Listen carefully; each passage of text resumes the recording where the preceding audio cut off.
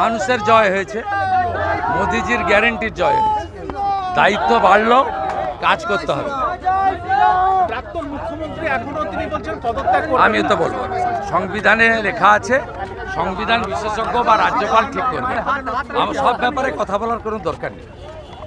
রাজ্যবাসীর ক্ষেত্রে কি আহ্বান করবেন, কি বলবেন রাজ্যবাসী? বাংলার হিত গৌরব ফেরাবে বিজেপি।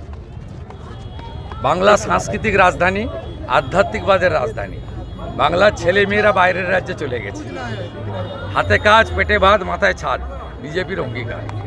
সংকল্পপত্র পূরণ করব, সীমান্ত সুরক্ষিত করব, নারীদের সুরক্ষিত করব।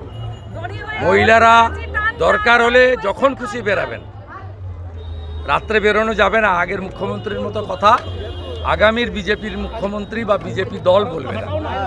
ইয়াং জেনারেশন দাদা কর্মসংস্থান চায়, শিল্প চায়, সেক্ষেত্রে একসঙ্গে সরকারি কাজ, একসঙ্গে বেসরকারি বিনিয়োগ, একসঙ্গে চুক্তিভিত্তিক আংশিক যারা কাজ করেন তাদের ভবিষ্যৎ বা অর্থনৈতিক নিরাপত্তা, সাথে সাথে যতক্ষণ না কর্মসংস্থান সম্পূর্ণ হচ্ছে তাদেরকে উপযুক্ত বেকার ভাতা।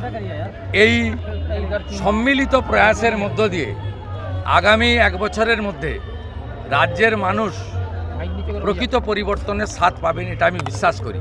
মোদিজির গ্যারেন্টি, অমিত শাহজির ঘোষিত সংকল্পপত্র অক্ষরে অক্ষরে সময়বদ্ধভাবে পূরণ করাই বিজেপির আগামী দিনের লক্ষ্য। দাদা আপনি আয়ুষ্মান ভারতের কথা বলছিলেন, চালু হবে। সব চিন্তা করবেন না, বিজেপি সরকার দায়িত্ব নিলে সব হবে।